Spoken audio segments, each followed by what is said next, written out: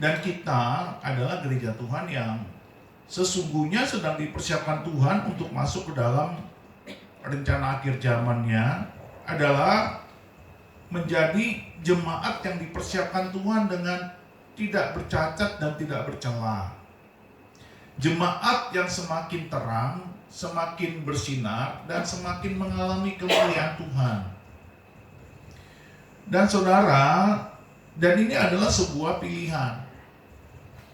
Saudara dan saya yang sudah mengenal Kristus sebagai Tuhan dan Juru Selamat pribadi, ini bukan sebuah pembebasan atau sebuah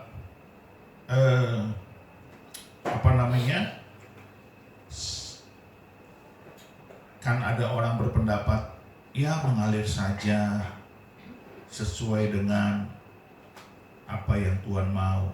Enggak, saudara, ini sebuah pilihan. Saudara harus memilih atau tidak memilih ini. Dan inilah yang membuat dunia sekarang berada dalam kondisi yang sangat kritis, sangat berbahaya. Bagi kita yang hidup di dalam Kristus, yang sering berintimasi, berhubungan dengan Tuhan, peristiwa-peristiwa di dalam kehidupan kita ini adalah peristiwa-peristiwa yang kalau menurut saya itu berbahaya dan cukup kritis, saudara. Tetapi seringkali kita mencoba mengabaikannya dengan maksud supaya kita tidak terlalu memikirkannya. Kalau kita tidak memikirkannya, maka kita terbebas dari rasa tertuduh, ya, rasa bersalah. Nah, mari kita lihat Alkitab kita, ya, saudaraku. 2 Korintus 3 ayat 14 sampai dengan 18. Nah, coba kita cek dengan diri kita masing-masing, apakah kita bagian daripada orang-orang yang tertuduh atau terkoreksi. Demikianlah firman Tuhan, tetapi pikiran mereka telah menjadi tumpul. Sebab sampai pada hari ini selubung itu masih tetap menyelubungi mereka. Jika mereka membaca perjanjian lama itu tanpa disingkapkan, karena hanya Kristus saja yang dapat menyingkapkannya. Bahkan sampai pada hari ini, setiap kali mereka membaca kitab Musa, ada selubung yang menutupi hati mereka. Tetapi apabila hati seorang berbalik kepada Tuhan, maka selubung itu diambil daripadanya. Sebab Tuhan adalah roh. Dan di mana ada roh Allah, di situ ada kemerdekaan. Dan kita semua mencerminkan kemuliaan Tuhan dengan muka yang tidak berselubung. Dan karena kemuliaan itu datangnya dari Tuhan yang adalah roh, maka kita diubah menjadi serupa dengan gambarnya dalam kemuliaan yang semakin besar. Saudara, sebenarnya poinnya bukan hanya diselubung, ya, perhatikan itu. Pesan yang Tuhan sampaikan kepada kita bukan hanya soal selubung yang belum tersingkap, yang belum diangkat, yang belum dibukakan, tetapi poin berikutnya yang penting adalah kemuliaan yang semakin besar. Ini coba kita lihat dalam diri kita masing-masing. Apakah kita semakin mulia atau tidak dalam hidup kita, dalam iman kita, dalam pengiringan kita kepada Kristus? Sebab ya, ini akhir zaman, perhatikan baik-baik. Banyak anak-anak Tuhan, ya, orang-orang Kristen, ya, anak-anak Allah, bukannya semakin mulia, bukannya semakin cemerlang, bukannya semakin bersinar, tetapi semakin gelap, semakin redup, semakin suam-suam kuku. Ini bahaya ini. Dan ini adalah kesukaan iblis. Karena iblis mau anak-anak Allah tidak menjadi terang, tidak menjadi mulia, tidak menjadi bersinar. Karena anak-anak Allah, iblis mau semakin gelap, semakin redup, semakin tersembunyi di tempat-tempat yang remang-remang, yang cahayanya tidak menyinarkan kemuliaan Kristus, yang cahayanya tidak ada mulia-mulianya. Dan ini kesukaan iblis. Dan akhir zaman ini banyak sekali cara-cara iblis berkeriapan di muka bumi masuk ke dalam orang-orang percaya. Dan orang-orang percaya ini suka atau tidak suka, mereka tidak menyadarinya. Ini penting. Kenapa kita tidak menjadi mulia? Karena ada selubung. Bagaimana bisa ada selubung? Kan kita orang percaya. Padahal perikop ini berbicara tentang selubung yang disingkapkan bagi orang-orang yang percaya kepada Kristus. Kalau dia belum percaya, dia berarti masih punya selubung. Dia masih tidak percaya bahwa Yesus itu adalah Tuhan dan Juru Selamat dunia. Bahwa Yesus itu adalah pembebas, bahwa Yesus itu adalah penebus dosa. Itu sebenarnya perikop ini. Tetapi nyatanya di dalam gereja Tuhan di akhir zaman ini, kita bertemu dengan orang-orang yang masih punya selubung. Kadang-kadang orang-orang ini berdalih, lah pastor itu kan dosa-dosa kecil, yang penting mah percaya Yesus. Tapi kalau masih ada dosa-dosa yang bikin redup, bikin tidak bersinar, itu kan kecil, remeh-temeh lah. Atau dosa kapas lah gitu. Kapas, saudara dengar baik, kapas kalau 1 ton tetap berat loh. Bener gak? Kalau kapas cuma sejumput ya ringan. Tapi kalau 1 ton, namanya dosa tetap dosa.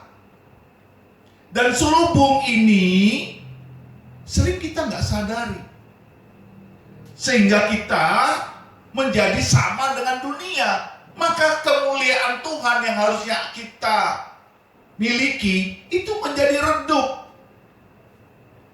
Padahal Tuhan berkata apa? Maka kita diubah menjadi serupa dengan gambarnya. Bayangkan saudara, kita ini ciptaan Tuhan yang mulia loh. Kita diciptakan Tuhan segambar dan serupa dengan Dia. Malaikat aja tidak. Hanya manusia yang segambar dan serupa dengan Allah. Maka ketika Tuhan menebus kita dari dosa, sesungguhnya kemuliaan Tuhan itu diberikannya kepada kita dengan gratis, dengan cuma-cuma, dengan semua kemurahan dan kebaikan Tuhan. Kita memiliki kemuliaan Tuhan itu. Nah, kemuliaan Tuhan itu yang adalah Roh Allah sendiri tinggal di dalam kita, itu membuat kita bersinar. Karena Tuhan kita adalah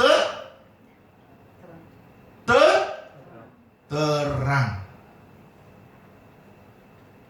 Allah kita adalah terang itu sendiri. Jadi waktu kita nerima Yesus sebagai Tuhan dan Juru Selamat, Roh Kudus tinggal di dalam kita, Roh Allah tinggal di dalam kita, Roh Yesus tinggal di dalam kita, maka kita menjadi karena Roh Allah adalah terang itu sendiri.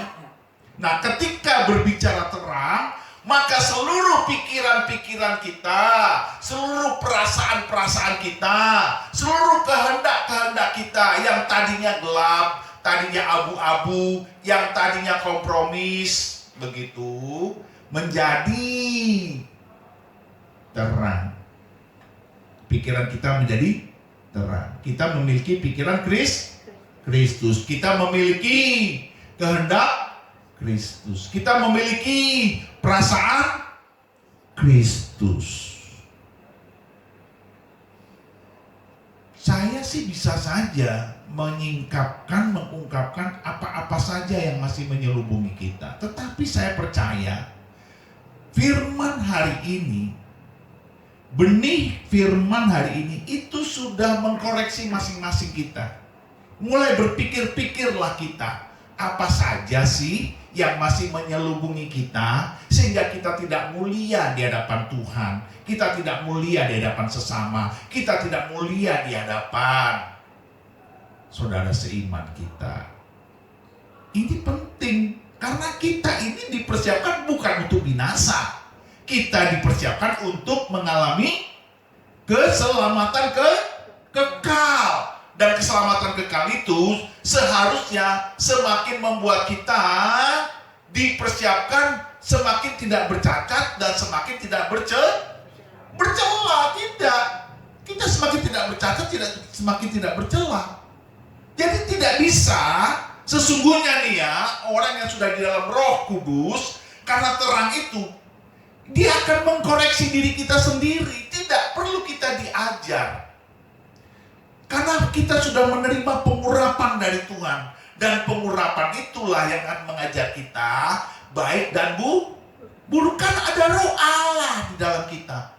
Dan itu akan mendrive, mendorong, menstimulir, merangsang kita untuk semakin melakukan perbuatan-perbuatan yang mulia.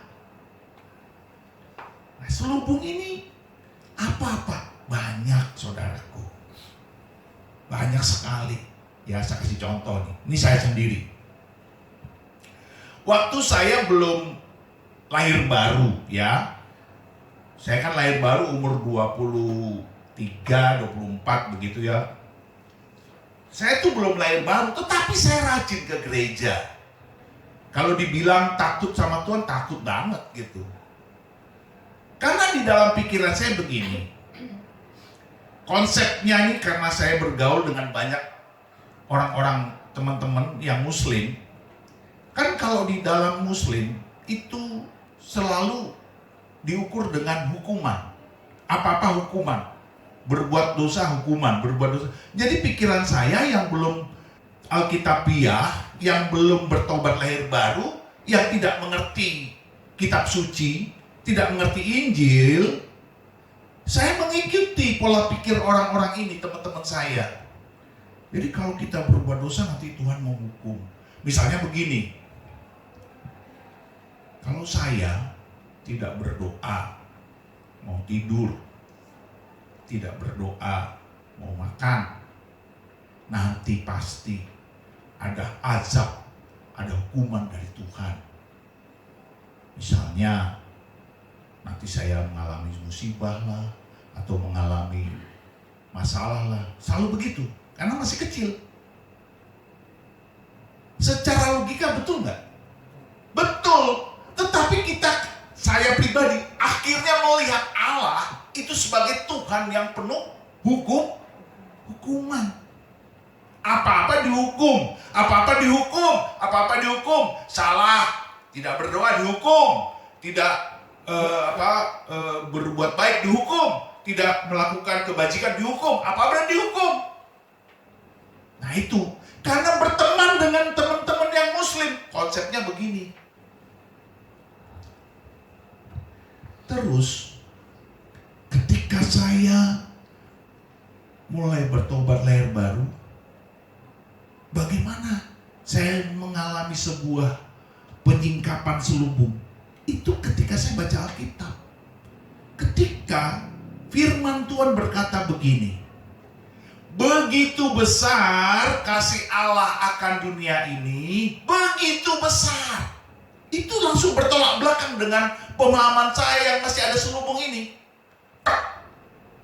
Kasih Tuhan besar, sehingga dia mengaruniakan anaknya yang tunggal untuk menyelamatkan dunia. Wow, untuk menebus saya dari dosa saya, dari kejahatan saya, dari semua hipokrit saya, kemunafikan saya. Wah, ini Allah yang keren. Semakin saya tuh memahami, oh begitu. Tapi itu nggak langsung berubah saudara, karena ini masih ada iblis kedagingan dalam diri saya yang mencoba bertahan dengan konsep lama ini yang dari dunia. Tapi lambat laun saya terus merenungkan firman Tuhan. Akhirnya sampailah kepada kisah sengsara Kristus. Di situ saya baru mengerti mengapa Tuhan harus mati dengan sengsara, bahkan dengan salib itu, bahkan sampai berdarah-darah seperti itu. Saya baru mengerti. Setelah banyak membaca Alkitab secara runut ya, secara sistematis. Dari perjanjian baru itu secara sistematis dari Matius sampai ke kitab Wahyu. Baru saya mengerti. Di situ ada poin yang penting, yaitu apa? Yesus kalau dia tidak menumpahkan darah, maka tidak ada penebusan. Harus ada penumpahan darah. Kalau tidak ada penumpahan darah, tidak ada penebusan. Konsep ini ada di mana? Ada di perjanjian lama. Dan itulah sebabnya Adam waktu dia berdosa, dia menutup aurat kemaluannya dengan pohon ara. Betul tidak? Dia menutupi itu. Tidak ada darah di situ yang tertumpah karena pohon. Amin. Lalu Allah mengganti itu dengan kulit binatang. Tentunya kulit binatang itu harus ada darah yang tercurah sebelum dia dipreteli kulitnya untuk menjadi penutup aurat kemaluan Adam. Di situ konsepnya saya mengerti. Jadi harus berdarah-darah. Jadi kalau ada yang bilang Yesus disalib itu nggak ada, cuma diserupakan. Yesus itu tidak pernah mati. Itulah dari antikristus. Karena apa? Karena antikristus tidak mengakui adanya penumpahan darah. Karena kalau ada penumpahan darah, tidak ada penebusan. Itu konsep iblis. Saya mulai terang. Saudara mengerti maksud saya? Selubung mulai disingkapkan. Jadi akhirnya saya mengerti bahwa Allah itu tidak penghukum. Dia pengasih dan penyayang. Makanya dia menebus kita. Bayangkan. Sekali lagi. Disingkapkan di selubungnya. Ketika perempuan yang kedapatan berzina. Betul? Kedapatan berzina. Lalu datanglah orang-orang Yahudi menghakimi dan berkata, Rabi, guru, menurut kitab Taurat, apabila seorang kedapatan berzina, hendaklah dia harus dirajam, dihukum mati. Lihat, dihukum, dirajam, dihukum mati. Ini kan saya suka begitu tuh.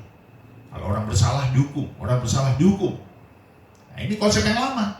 Jadi ketika saya membaca peristiwa itu di kitab Yohanes, Yesus melihat orang-orang Yahudi, ahli Taurat, ya, sesepuh Yahudi berteriak-teriak supaya menghakimi wanita yang kedapatan berzina. Dia jongkok, dia menulis di tanah. Teriakan itu makin bising. Akhirnya Tuhan merasa, wow, mereka harus disingkapkan selubungnya. Tuhan bilang begini, baiklah, barang siapa di antara kalian yang tidak pernah berbuat dosa, hendaklah dia yang pertama kali melempari wanita ini dengan batu. Apakah Allah menghukum? Tidak. Itu membuat selubung saya naik lagi tuh, tersingkap lagi. Jadi selubung demi selubung disingkapkan Tuhan. Allah yang menghukum berubah menjadi Allah yang mengasihi. Allah yang tadinya kejam berubah menjadi Allah yang mengampuni. Ketika ahli Taurat dan orang-orang Farisi itu melihat Yesus berkata begitu, mereka malu dan akhirnya pergi dan melepaskan batu-batu itu dari tangan genggaman mereka. dengan malunya, dan tinggallah Yesus dan berdua dengan perempuan ini. Apa kata Yesus? Perempuan, di manakah mereka yang akan menghukum engkau? Perempuan itu membuat saya terharu. Dia bilang, Tuhan, tidak ada.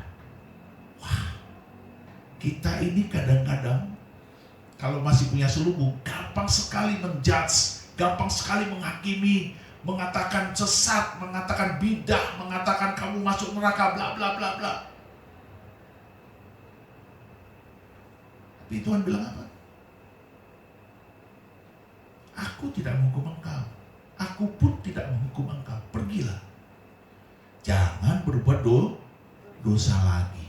Ini penting, jangan berbuat dosa lagi. Nah, itulah titik pentingnya bagi kita saudara. Titik kritisnya. Ketika saudara masih memiliki selubung, itu artinya saudara dan saya masih melakukan dosa. Jadi selubung ini tidak akan pernah tidak akan pernah pergi begitu, tidak akan tersingkapkan begitu kalau dosa ini masih kita lakukan terus. Lalu siapa Pak yang akan menghukum kita? Kita akan dihukum oleh hati nurani kita sendiri, karena kita merasa bersalah. Sudah tahu kebenaran, tapi kejahatan atau kesalahan yang kita lakukan, akhirnya kita merasa bersalah. Sudah tahu itu salah, kita langgar, kita merasa tidak tenang. Jadi hati nurani yang dihinggapi, yang dipenuhi oleh Roh Kudus, Roh Allah yang terang itu telah menerangi hati nurani kita, maka hati nurani kita menjadi gelisah. Ini kecuali kalau saudara dan saya bertobat, maka selubung itu akan pergi dengan sendirinya. Karena itu roh, karena itu iblis. Iblislah yang menutupi kita sehingga kita tidak melihat terang Kristus. Kita tidak melihat kebenaran firman Tuhan. Karena kita gambar dan rupa Allah, iblis tidak suka kita segambar dan serupa dengan Allah. Iblis tidak suka kita memancarkan kemuliaan Allah. Itu saudara. Amin. Iya. Iblis nggak suka kita memancarkan kemuliaan Allah. Kita ingin mau mulia, tetapi iblis tidak mau kita mulia. Kita ingin melakukan yang baik, tapi yang jahat yang kita lakukan. Kita ingin melakukan kebaikan, kebajikan, kebenaran, tapi kejahatan, kebohongan, ketidakjujuran yang kita lakukan. Karena iblis itu bersemayam di dalam kita karena ada dosa yang belum kita akui di hadapan Tuhan, belum kita selesaikan di hadapan Tuhan. Makanya Yesus berkata kepada perempuan yang berzina ini, aku tidak menghukum engkau, pergilah dan jangan berbuat dosa lagi. Wow, itu Allah yang keren, Allah yang mengasihi, Allah yang mengampuni. Dan itu membuat saya damai, tersingkap selubungnya. Apalagi satu lagi, saya kan karena bergaul dengan orang-orang teman-teman muslim ini dari kecil ya, main bola, main layangan, itu muslim semua teman-teman, teman sekolah, iya kan, main sepeda-sepedaan, nggak terlalu banyak teman, walaupun ada yang Kristen Katolik ya, tapi ya mayoritas kan muslim. Itu kan ajaran mereka begini. Pencobaan itu dari Allah, ya kan? Pencobaan itu dari Allah. Sabar, ini ujian. Sabar, ini ujian. Sabar, ini ujian. Itu kan masuk di otak saya waktu dari kecil itu. Oh, jadi Tuhan itu mencobai kita. Tuhan itu menghukum kita. Begitulah pencobaan. Ternyata kan tidak begitu. Ketika saya mulai membaca Alkitab ya, saya bertobat lahir baru karena baca Alkitab saudara, bukan karena khotbah. Ya, makanya ini saya nggak bisa ngomong deh sekarang. Kenapa Pak Pendeta, Pak Pastor? Gimana saya mau ngomong? Karena generasi sekarang aja nggak suka baca Alkitab. Coba cek diri kita masing-masing, rajin nggak baca Alkitab? Generasi sekarang ini di seantero dunia itu nggak suka baca Alkitab. Sukanya main game, sukanya berjam-jam dengan sosmed. Bayangkan itu. Jadi saya kasih contoh, saya bertobat karena baca Alkitab, saya nggak bisa lagi ngomong.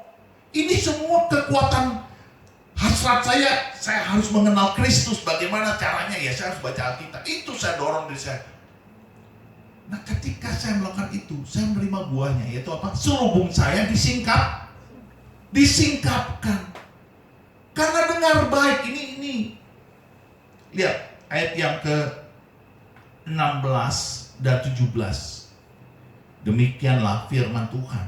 Tetapi apabila hati seorang berbalik kepada Tuhan, maka selubung itu diambil daripadanya. Berbalik artinya bertobat. Nah saya waktu memutuskan membaca Alkitab di umur 24, 23, 24 mulai mau membaca Alkitab, itu artinya Tuhan melihat saya sudah mulai ada sinyal-sinyal pertobatan, walaupun masih banyak selubung dalam diri saya. Tetapi Roh Kudus mendorong saya untuk terus mau, untuk terus niatnya kuat, untuk terus telaten, untuk terus teguh, terus didorongnya saya untuk baca Alkitab. Walaupun ya saudara, saya tuh gak ngerti loh baca Alkitab itu, gak ngerti, pusing. Pokoknya kalau baca tuh pusing. Itu sampai 6 bulan itu, lama sekali. Baru mendapatkan pewahyuan, revelation, pencerahan, hidayah begitu setelah 6 bulan. Nah itu poin pentingnya. Tetapi apabila hati seorang berbalik kepada Tuhan, ketika Tuhan melihat saya ingin mendalami iman saya, ingin mengenal Kristus lebih dalam, dan itu artinya saya berbalik dari kehidupan yang sia-sia, kehidupan yang tidak jelas, iman yang tidak jelas, iman yang tidak terberkati. Lalu Tuhan bilang apa? Selubung itu diambil daripada saya. Lalu ayat yang ke-17. Sebab Tuhan adalah roh. Dan di mana ada roh Allah, di situ ada kemerdekaan, ada pembebasan dari selubung itu. Ada pengusiran oleh kuasa roh Allah. Ini huruf besar.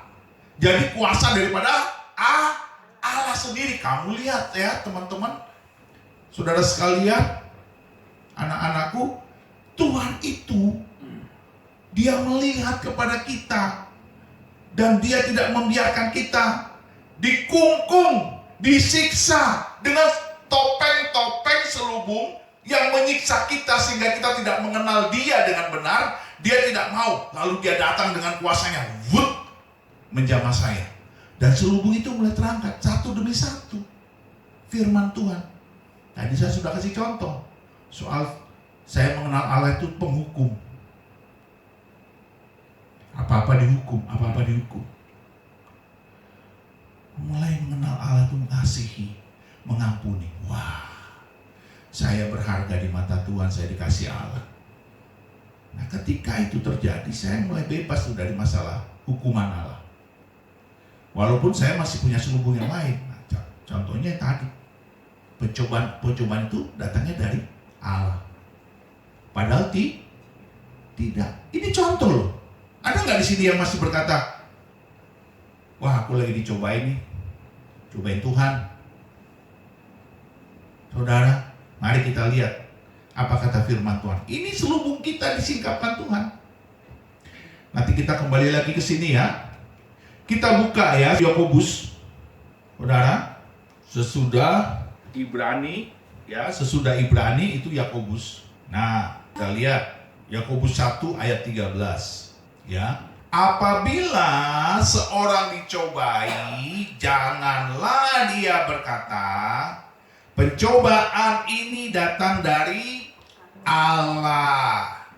Wah, itu statement itu tuh menghancurkan loh belief ya, keyakinan saya yang lama. Keyakinan saya yang lama adalah Allah mencobai umatnya. Itu karena dapat dari spirit-spirit negatif dari agama lain. Karena sudah tertanam di otak saya dari kecil. Pencobaan ini datang dari Allah. Sebab Allah tidak dapat dicobai oleh yang jahat. Dan dia sendiri tidak mencobai siapapun. Saudara lihat. Yang ingin mencobai si jahat. Dan Allah kita bukan jahat. Allah kita adalah kasih. Allah kita adalah terang. Jadi kalau kita masih ada pikiran-pikiran dicobai Allah, itu salah. Dan itu ada di saya dulu. Saudara, susah sekali loh melepaskan itu. Tapi ketika saya mendapatkan ini, pewahyuan ini ketika saya membaca Alkitab, saya mulai mengerti bahwa saya salah. Lalu saya bertobat. Tuhan, ampunilah aku karena aku salah berpikir, karena aku salah berkehendak, bersikap, beriman. Ampunilah aku. Itu lepas, itu iblis itu pergi. Dan ia sendiri tidak mencobai siapapun. Ayat 14.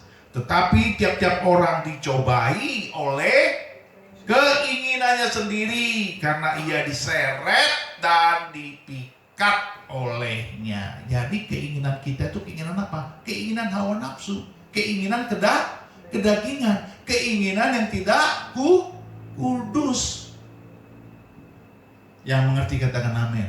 Berapa banyak kita ini dicobai oleh keinginan kita yang najis, yang tidak kudus, yang hawa nafsu. Betul tidak? Ini kan kita koreksi aja sendiri, ya kan? Kita koreksi aja masing-masing. Tidak perlu dipertegas, tidak perlu dipertajam. Tapi ini kan sudah tajam. Setajam pisau silet. Iya kan? Hanya pisau silet yang tajam. Karena dia tidak bisa diasah. Kalau dia udah tumpul, langsung dibuang. Hanya pisau dapur yang bisa diasah. Makanya, kalau kita tumpul pisaunya, kita asah pisau dapur kita. Tapi kalau silet nggak perlu diasah, langsung dibuang. Nah, saudara lihat, pencobaan-pencobaan itu datangnya dari keinginan kita sendiri yang tidak kudus. Kita dicobai oleh keinginan kita yang najis, yang penuh hawa nafsu, yang tidak melahirkan kebenaran Tuhan, yang tidak melahirkan kesucian Allah. Apa Pak keinginan-keinginannya? Saudara tahulah. Saudara kan lebih hebat. Karena saudara sudah mengalami kehidupan di muka bumi ini. Terlalu banyak kita punya keinginan-keinginan tidak benar. Ayat 15. Dan apabila keinginan itu telah dibuahi, ia melahirkan dosa. Dan apabila dosa itu sudah matang, ia melahirkan maut. Waduh. Saya jadi mengerti kalau saya terus punya pemikiran-pemikiran seperti ini, lama-lama saya ke neraka juga ini. Karena maut, binasa. Bicara maut itu binasa. Binasa itu bicara kekekalan. Roh kita mati secara kekal. Saudara-saudara yang kukasihi, janganlah sesat. Setiap pemberian yang baik dan setiap anugerah yang sempurna datangnya dari atas, padanya diturunkan dari Bapa segala terang. Padanya tidak ada perubahan atau bayangan karena pertukaran. Atas kehendaknya sendiri ia telah menjadikan kita oleh firman kebenaran, supaya kita pada tingkat tertentu menjadi anak sulung di antara semua ciptaannya. Anak sulung itu maksudnya kita beriman lebih. Kita menjadi iman, kita mengayomi. Jadi kita tuh mengayomi. Kalau sulung itu selalu mengajari, mengayomi, membimbing, menuntun. Iman kita harus seperti itu. Yang mengerti katakan amin. Jadi kita tidak lagi dibodohi dengan iman-iman yang aneh-aneh. Dan ketika saya bertobat, saudaraku, dengan segala kerancuan, kekacauan iman saya yang lama, itu membuat saya mengalami kelepasan. Maka selubung itu diangkat. Selubung itu diangkat.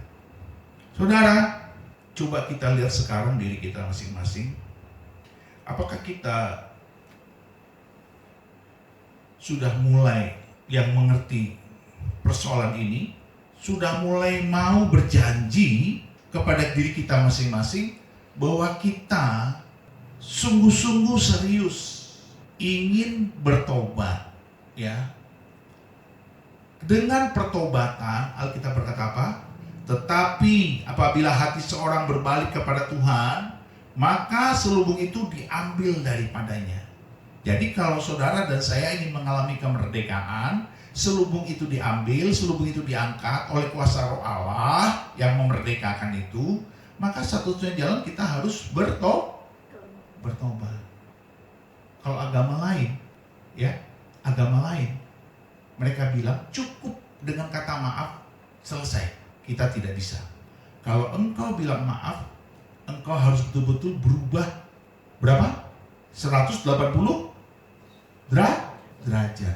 180 derajat. Berbalik dari gelap kepada terang. 180 derajat. Kalau agama lain cuma ngomong maaf, tapi tidak ada perubahan. Karena itu sebuah lip service, hanya untuk pembenaran kelakuan-kelakuan yang hipokrit, kelakuan-kelakuan yang munafik, itu masih berselubung. Dan kita tidak hidup dalam dunia seperti itu. Kita hidup di dalam pertobatan. Jadi tidak cukup maaf, harus kita berubah. Iman kita menunjukkan perbuatan kita itu seperti iman kita. Amin. Iman Kristen, perbuatan kita menunjukkan iman kita itu. Yang setuju katakan amin. Kan kalau kita beres dengan selubung-selubung ini, maka dengan sendirinya kemuliaan Tuhan memancar dalam diri kita. Betul? Amin? Iya dong. Nggak cukup kita pakai selubung. Orang yang pakai selubung itu biasanya munafik, hipokrit. Ya. Ayat yang ke-14 tadi. Tetapi pikiran mereka telah menjadi tumpul, sebab sampai pada hari ini selubung itu masih tetap menyelubungi mereka. Jika mereka membaca perjanjian lama itu tanpa disingkapkan, karena hanya Kristus saja yang dapat menyingkapkannya. Jadi siapapun di dunia ini punya kitab suci apapun, kalau dia tidak datang kepada Kristus, dia tidak akan mengalami revelation, dia tidak akan mengalami pewahyuan, dia tidak akan mengalami hidayah. Jadi hanya dalam Kristus Yesuslah terjadi hidayah. Hanya dalam Kristus Yesuslah terjadi revelation. Hanya dalam Kristus Yesuslah terjadi pewahyuan, penyingkapan. Amin. Iya. Saudara lihat tadi, Kristus Yesus, pertobatan, kuasa Roh Kudus memerdekakan. Lalu kita semakin mulia. Amin. Setuju? Mari kita bangkit berdiri. Kasih yang sempurna telah ku terima dari